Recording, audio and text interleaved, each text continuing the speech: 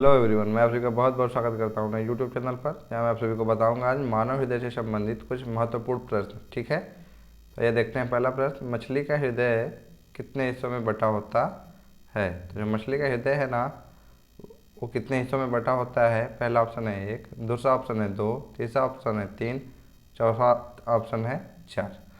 जो मछली का हृदय होता है वो 2 हिस्सों में बटा होता है, एक अलिंद और एक नीले। ठीक है ना, इसलिए मछली का जो हृदय होता है ना, उसको क्या कहते हैं? विनस। विनस हार्ट किसमें पाया जाता है? मछली में पाया जाता है। ठीक है, दूसरा नंबर क्वेश्चन देखते हैं।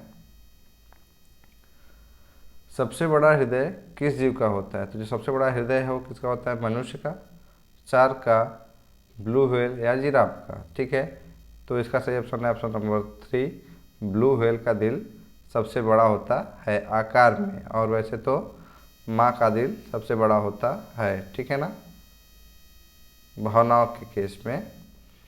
तो मानव हृदय की सबसे ऊपरी परत को क्या कहते हैं? जो मानव का हृदय होता है, ऊपर से एक लेयर होती है, उस लेयर को क्या कहते हैं? तो उस लेयर कहते हैं मायोकार्डियम या पेरिकार्डियम, इंडोकार्डियम या सेप्टम। तो इसका सही ऑप्शन है क्या? पेरिकार्डियम। और अंदर की जो लेयर होती है उसको कहते हैं इंडोकार्डियम, और जो बीच में ठीक मांसल भाग होता है उसको क्या कहते हैं? मायोकार्डियम। और हृदय बीच में से 2 भागों में विभाजित होता है, लेफ्ट और राइट, तो उस वाले पार्ट को क्या कहते हैं? सेप्टम कहते हैं। जो मानव का हृदय है कितने चैम्बर में विभाजित होता है? तो 3, 2, 4 या फिर 1। जो मानव का हृदय वो कितने 4 चैम्बर में विभाजित होता है, दयालिन दयानिलय, बायालिन बायानिलय। ठीक है, मानव हृदय जो है उसमें कितने वाल्व पाए जाते हैं? तो उसमें टोटल कितने 4 वाल्व पाए जाते हैं? 3, 2, 4 या फिर 1। तो इसका सही ऑप्शन है ऑप्शन नंबर 3, क्या? 4 वाल्व पाए जाते हैं। ठीक है, तो आगे देखते हैं क्वेश्चन नंबर 6। रक्त परिसंचरण की खोज किसने की? तो रक्त परिसंचरण की खोज के बारे में सबसे पहले किसने बताया था? William Harvey. विलियम हार्वे ने रक्त परिसंचरण के बारे में बताया था, ब्लड सर्कुलेशन के बारे में। ठीक है, जो रक्त परिसंचरण है उसका अध्ययन क्या कहलाता है? जो ब्लड सर्कुलेटर सिस्टम है, ब्लड सर्कुलेटरी सिस्टम जो है उसका अध्ययन क्या कहलाता है? तो उसका अध्ययन हेमेटोलॉजी कहलाता है। ठीक है, हृदय का सबसे चौड़ा भाग कौन सा होता है? दयालिन, दयानिलय, बायालिन या बायानिलय। तो मैंने बताया था वीडियो में कि बायानिलय क्या करता है ना, धक्का लगाता है कि ब्लड बॉडी में मूव करे। ठीक है ना, तो धक्का लगाता है, इसलिए इसका जो हिस्सा होता है सबसे क्या होता है? चौड़ा भाग होता है। ठीक है ना, इसलिए हृदय क्या रहता है कि बाईं तरफ झुका हुआ है ना, एक तरफ हृदय झुका हुआ फील होता है। लव डब की जो आवाज़ है ना, वो किस अंग से आती है या किस अंग से संबंधित है? तो फेफड़े से, किडनी से, हृदय से या फिर फुफ्फुस। तो फुफ्फुस और फेफड़े में आप कन्फ्यूज नहीं होइएगा, दोनों सेम चीज़ है। बाकी इसका सही ऑप्शन है क्या? सॉरी, सही ऑप्शन क्या है इसका? हृदय। क्या है? हृदय। ठीक है ना, हृदय में वाल्व लगे होते हैं, उस वाल्व से क्या आती है? लब डब की आवाज़ आती है। 1 मिनट में जो मनुष्य के हृदय से कितना ब्लड गुजरता है? ठीक है ना, तो लगभग कितना जो मनुष्य का हृदय है ना, उससे 1 मिनट में कितना? 1 मिनट में 5 से 6 लीटर ब्लड क्या करता है? मूव करता है। और जब हृदय एक बार पंप करता है तो लगभग 70 ml, कितना? 70 ml ब्लड क्या करता है? मूव करता है, एक बार पंप करता है तब। और 1 मिनट में ना 5 से 6 लीटर ब्लड क्या होता है? हृदय से गुजरता है। हृदय में ब्लड ले आने मतलब कहीं से भी, फेफड़े से या किसी अंग से हृदय में ब्लड ले आने का काम, ब्लड ले आने का काम हमेशा कौन करता है? सीरा करता है। कौन करता है? सीरा करता है। ठीक है, उसके बाद क्वेश्चन नंबर 12, इसमें क्या है कि हृदय से ब्लड को ले जाना, मतलब हृदय से ब्लड को ले जाना या फेफड़े में ले जाएं या किसी बॉडी पार्ट मतलब अंग में ले जाएं, तो ले जाने का काम कौन करता है? तो ले जाने का काम कौन करता है? धमनी करता है। कौन करता है? धमनी ले जाने का कार्य करता है। हृदय से ब्लड को दूर ले जाना, मतलब हृदय से दूर कर देता है कौन? धमनी। ब्लड प्योरिफिकेशन का जो कार्य है वो कौन करता है? हृदय, फेफड़ा, लीवर या किडनी। तो प्योरिफिकेशन का जो प्रोसेस है ना वो कहाँ होता है? फेफड़े में, ठीक है ना। कहाँ होता है? फेफड़े में प्योरिफिकेशन का प्रोसेस होता है। उसके बाद क्वेश्चन नंबर 14, जो रक्त का पीएच है वो कितना होता है? तो रक्त का पीएच जो है कितना? 7.4 होता है। ब्लड किस प्रकार का ऊतक है? तो जो ब्लड है वो क्या है? एक प्रकार तरल संयोजी ऊतक है। ब्लड में सर्वाधिक मात्रा किसकी पाई जाती है? जो ब्लड है ना उसमें अगर देखा जाए तो प्लाज्मा लगभग 55% क्या होता है? प्लाज्मा पाया जाता है, ठीक है।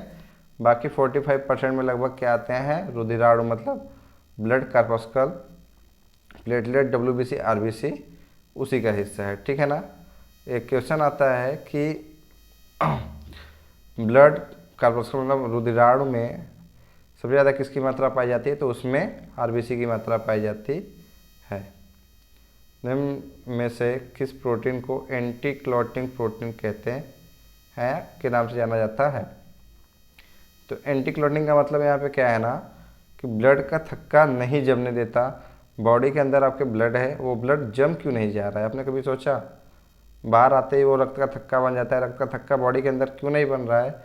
पाया जाता है हिपेरिन प्रोटीन, जिसकी वजह से बॉडी के अंदर ब्लड नहीं जमा होता है, ठीक है।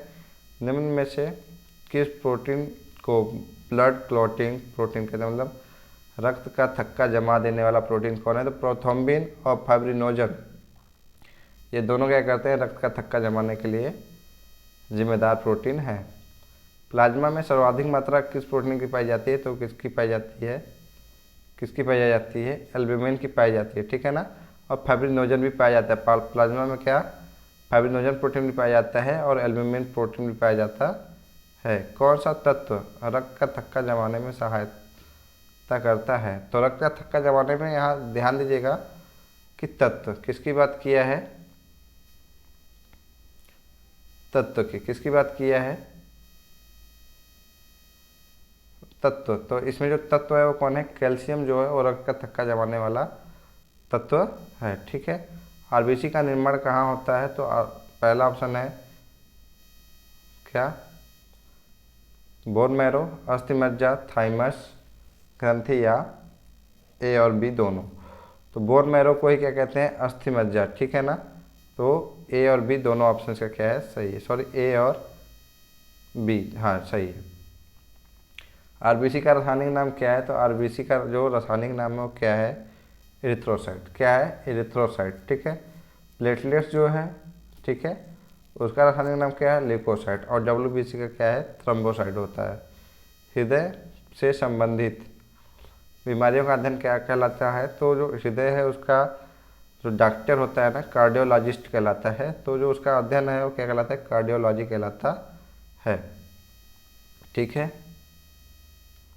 रुधिर दाब, ठीक है, निम्न में से किससे मापा जाता है? तो जो रुधिर का दाब है वो स्पेग्नोफोटोमीटर से मापा जाता है, ठीक है। स्टेथोस्कोप है तो उसे कन्फ्यूज मत होइएगा, वो क्या हार्ट बीट मापने के लिए यूज़ किया जाता है, ठीक है। निम्न में से खुला परिवहन तंत्र किसमें पाया जाता है? तो जो खुला परिवहन तंत्र है ना वो कीट, जोंक, मोलस्का और सभी, मतलब इन सभी में पाया जाता है।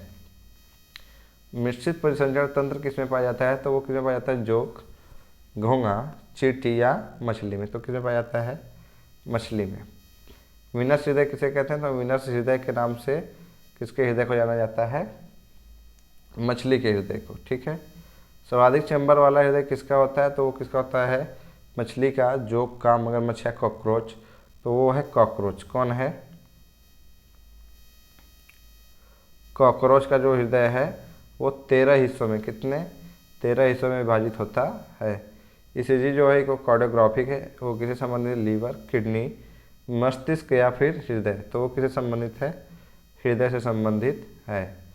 विश्व में सबसे पहले हार्ट ट्रांसप्लांट मतलब हृदय प्रत्यारोपण मतलब कहते हैं हार्ट ट्रांसप्लांट किसके द्वारा किया गया था, तो उनका नाम था doctor Christian Barnard. Doctor Christian Barnard ने सर्वप्रथम क्या कहता है हार्ट ट्रांसप्लांट किया था। निम्न में से किसको हृदय का प्रारंभिक पेसमेकर कहते हैं, तो मतलब पेसमेकर क्या करता है ना कि आपके हार्ट को करंट प्रोवाइड करता है, जिससे क्या करता है हार्ट धड़कता है, ठीक है ना। तो साइनो एट्रियम नोड होता है, तो SA उसे कहते हैं, SA नोड जो है उसी को क्या कहते हैं प्रारंभिक पेसमेकर कहते हैं। ब्लड प्रेशर को नियंत्रण कौन करता है, तो एड्रिनल ग्रंथि करती है, जो कि कहाँ पाई जाती है, किडनी के पास पाई जाती है।